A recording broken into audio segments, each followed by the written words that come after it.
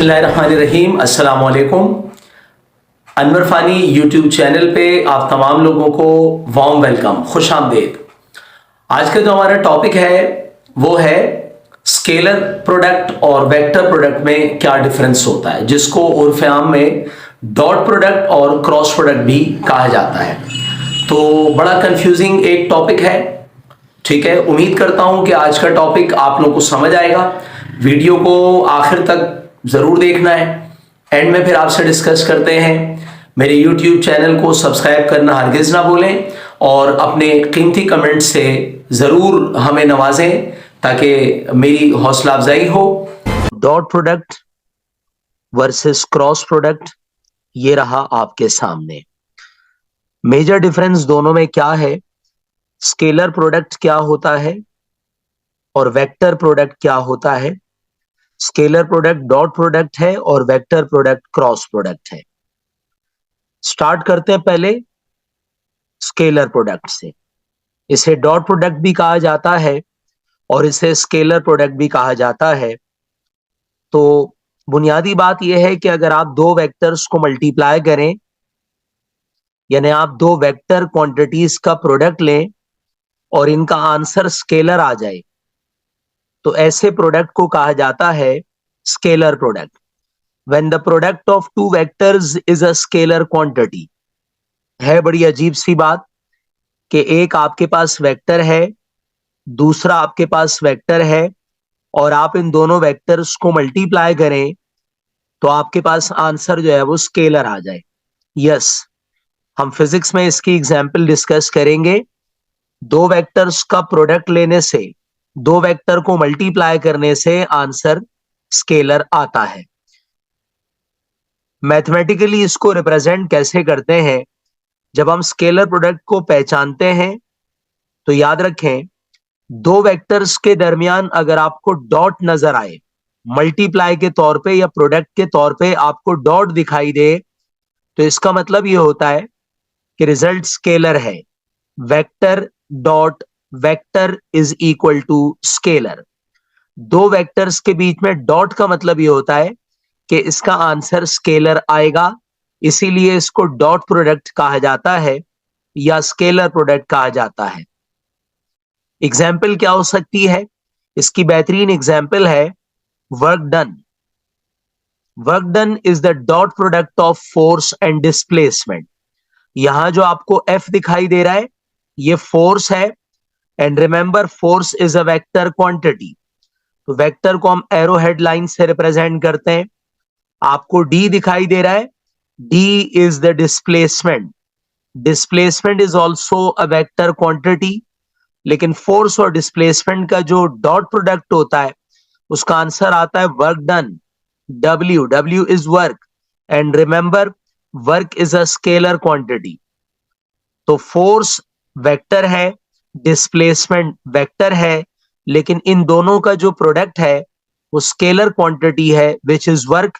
लिहाजा एफ और डी के बीच में डॉट है, तो डॉट इस बात को रिप्रेजेंट करेगा answer is a scalar quantity. Another example, the product of force and velocity. Remember F is force, force is a vector quantity, v is the velocity, velocity is also a vector quantity, और इन दोनों का जो product होता है वो answer है p। याद रखें यहां p जो है वो पावर है, power is a scalar quantity, लिहाजा f और v के बीच में डॉट मौजूद है। डॉट इस बात को रिप्रेजेंट करेगा कि आंसर स्केलर आएगा। So we have two examples of scalar product और dot product.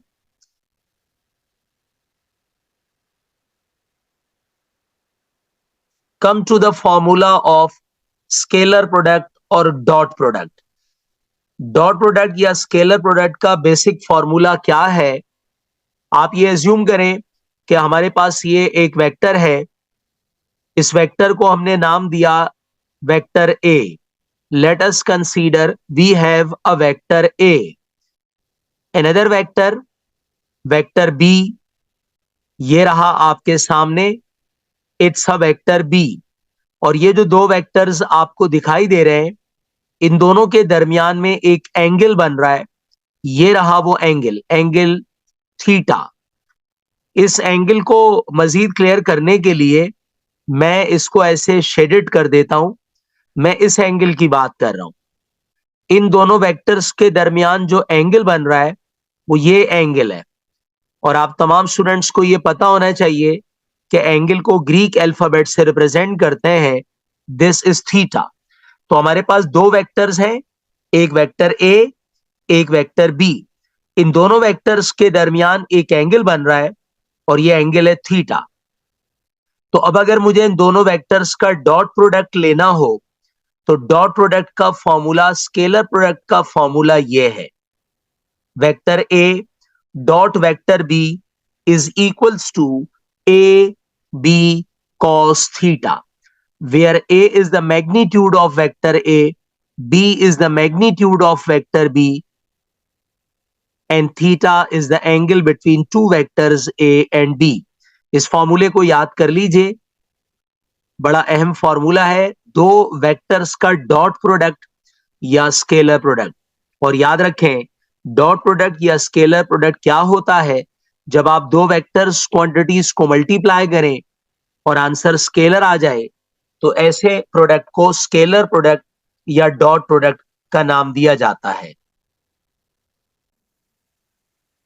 Cross product, cross product और वेक्टर प्रोडक्ट, ये कौन सा प्रोडक्ट होता है?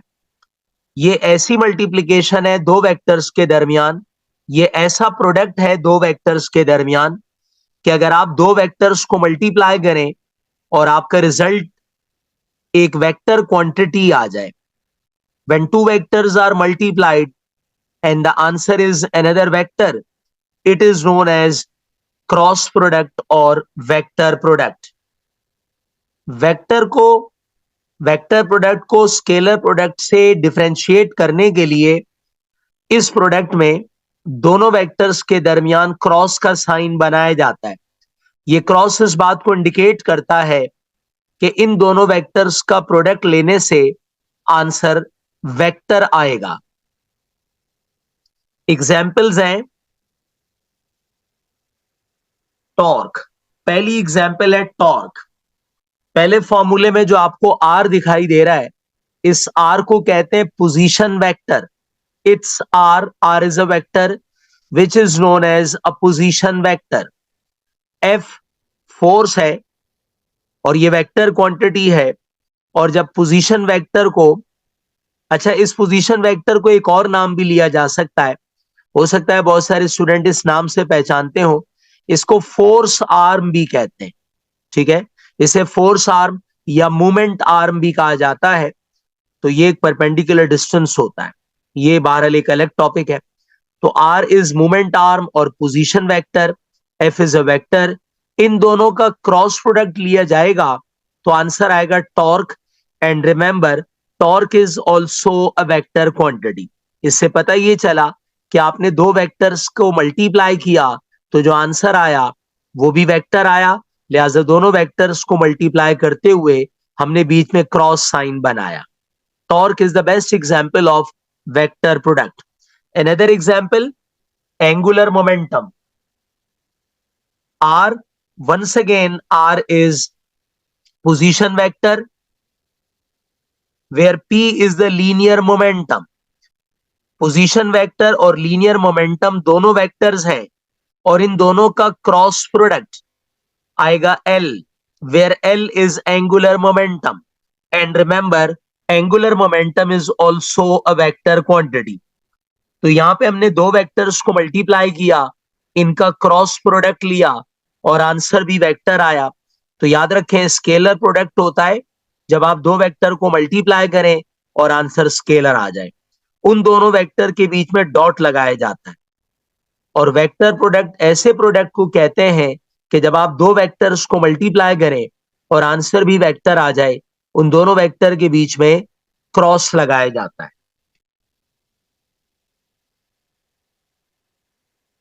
क्रॉस प्रोडक्ट का फॉर्मूला, एज्यूम करें हमारे पास ये एक वेक्टर है, वेक्टर ए।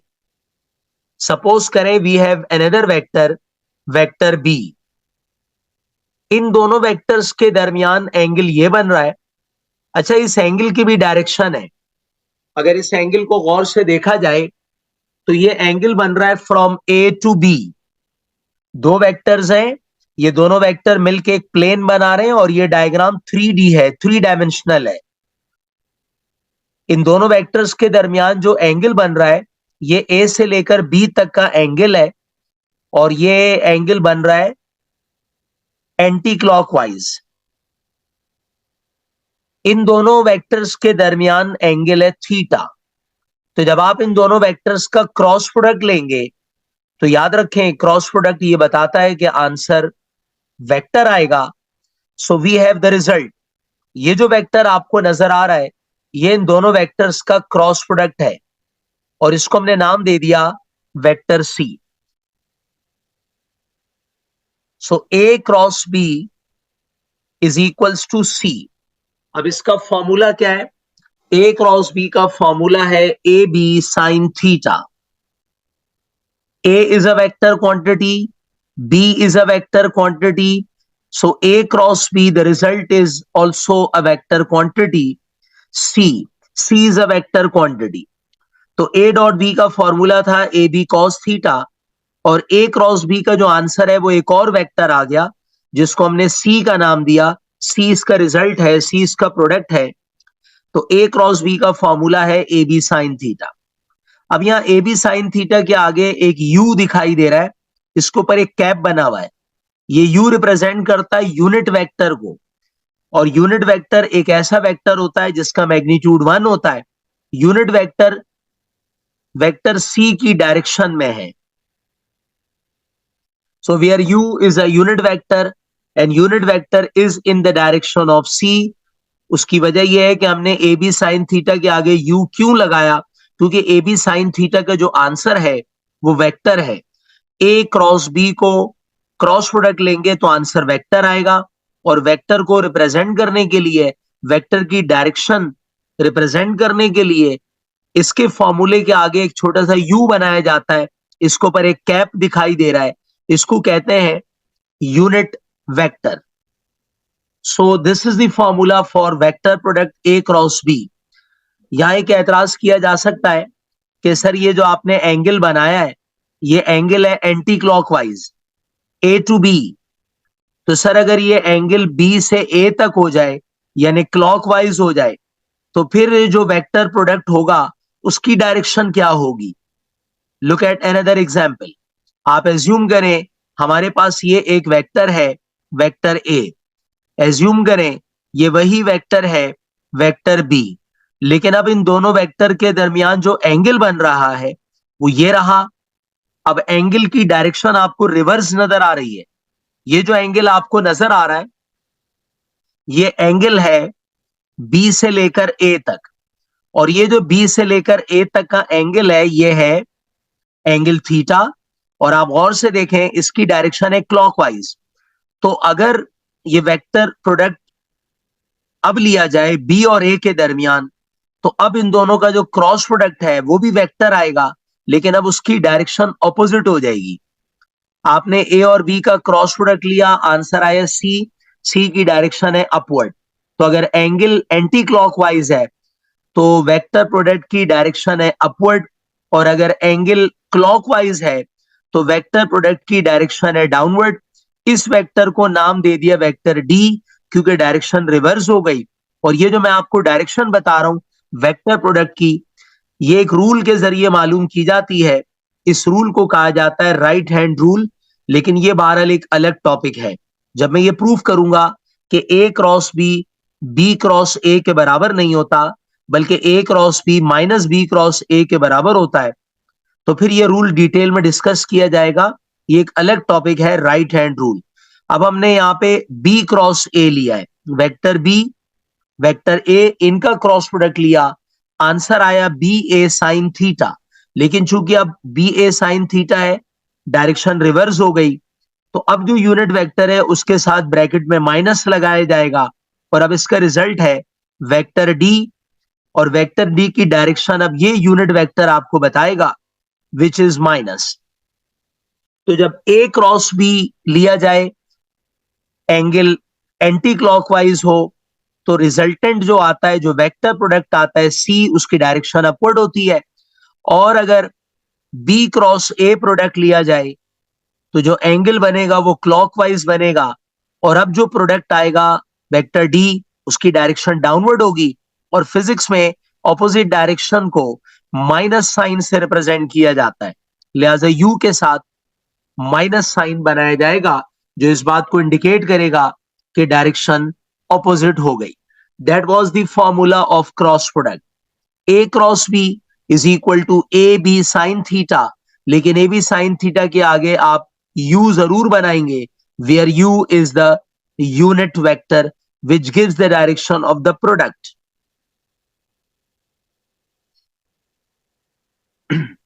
अब आप ये एज्यूम करें कि हमारे पास ये वेक्टर ए है, आप ये एज्यूम करें हमारे पास ये वेक्टर बी है।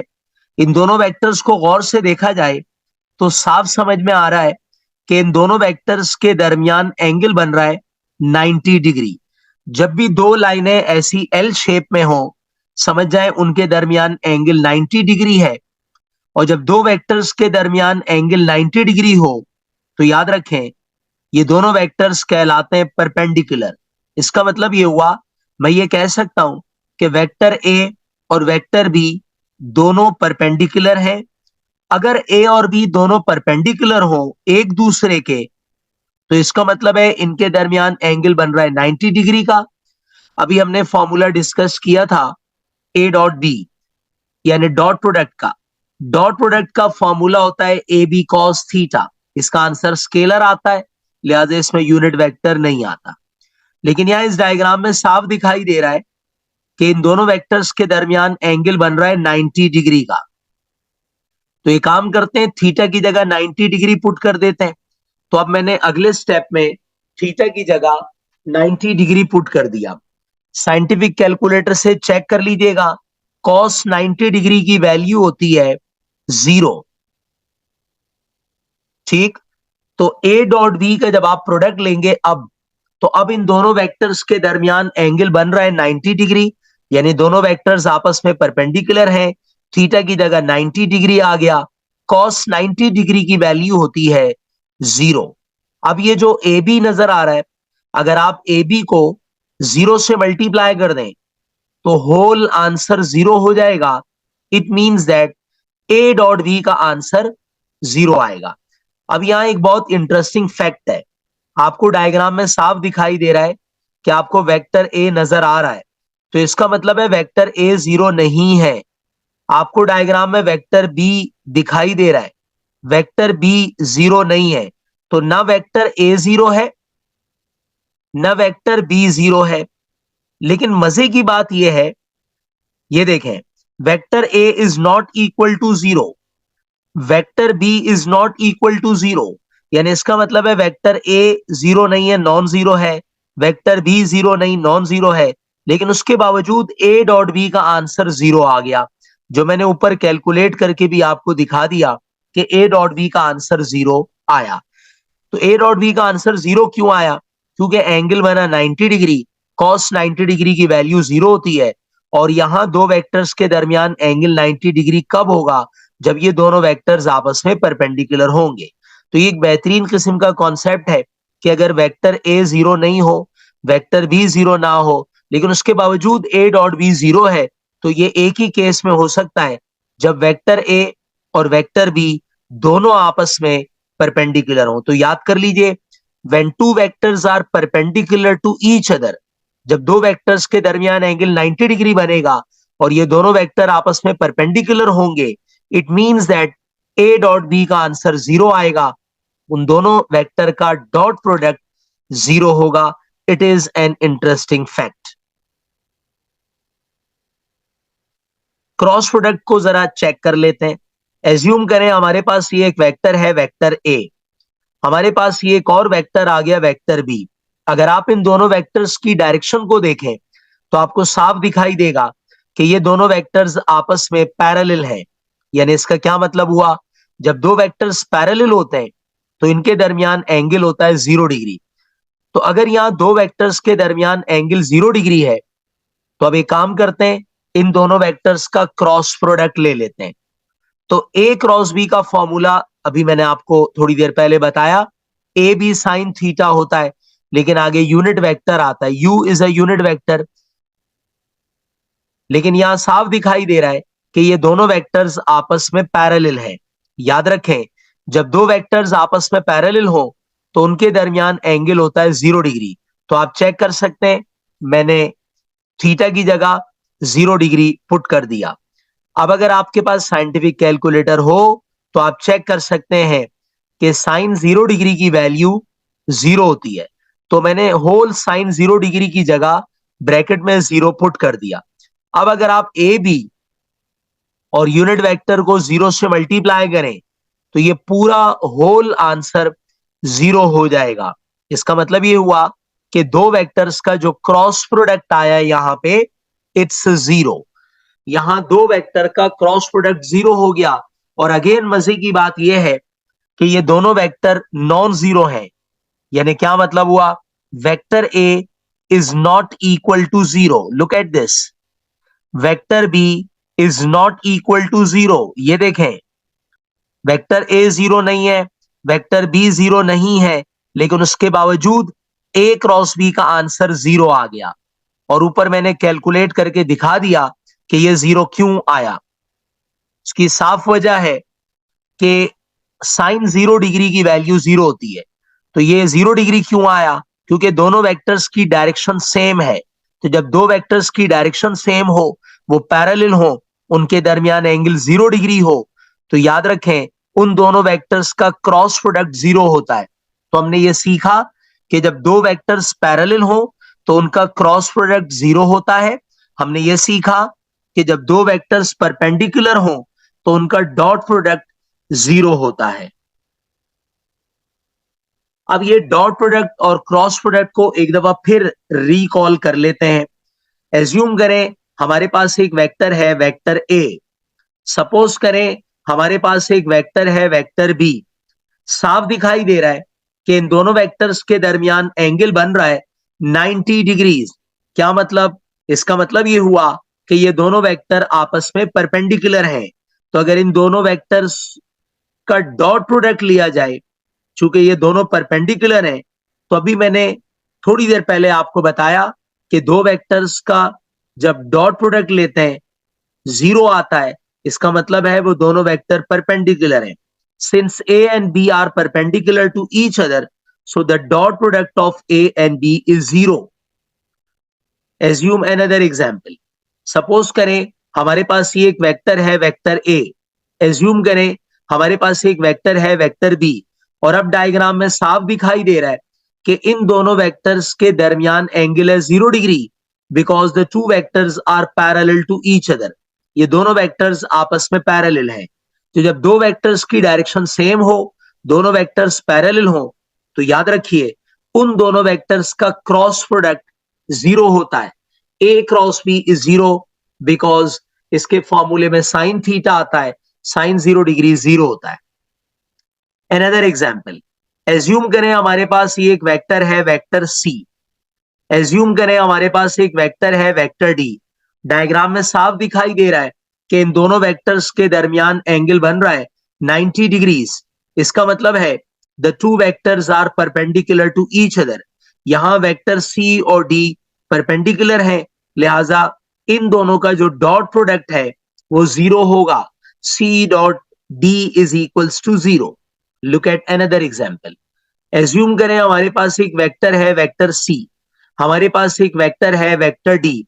और अब डायग्राम में दिखाई दे रहा है कि ये दोनों वेक्टर्स आपस में पैरेलल हैं। सेम डायरेक्शन हो, चाहे डायरेक्शन कुछ भी हो, लेकिन सेम हो, दे आर पैरेलल। और इन दोनों पैरेलल वेक्टर्स के दरमियान एंगल है 0 डिग्री। तो याद रखें इनका जो क्रॉस प्रोडक्ट है वो 0 होगा। सी क्रॉस डी इज 0। आप ये अज्यूम करें हमारे पास एक वेक्टर है, vector D, where D is the displacement. We have a vector F. Vector F is force. They are perpendicular to each other, angle 90 degree. The dot product between force and displacement will be 0. दो vectors perpendicular हो, उनके दरमियान angle 90 degree हो, उनका dot product 0 होता है। Assume करें हमारे पास ये एक वेक्टर है v, v is the velocity. हमारे पास ये एक और वेक्टर है v, v is the velocity. साफ दिखाई दे रहा है कि ये दोनों वेक्टर्स की डायरेक्शन सेम है। इसका मतलब ये हुआ कि they are parallel to each other. When two vectors are parallel to each other, the angle between them will be definitely 0 degree. 0 degree means they are parallel to each other. इन दोनों vectors का cross product 0 होगा। तो 3 example cross product की, 3 example dot product की। आपको clearly समझ में आ गया होगा कि कब डॉट प्रोडक्ट 0 होता है और कब क्रॉस प्रोडक्ट 0 होता है। Now the comparison between scaler dot product, vector cross product. Definition: when the product of two vectors is a scalar quantity, it's a dot product or scalar product. When the product of two vectors is a vector quantity, it's a vector product or cross product. Formula: A dot B is equals to AB cos theta. Formula: A cross B is equals to AB sin theta, where A cross B is equals to C. C is the vector. U is a unit vector which is in the direction of C.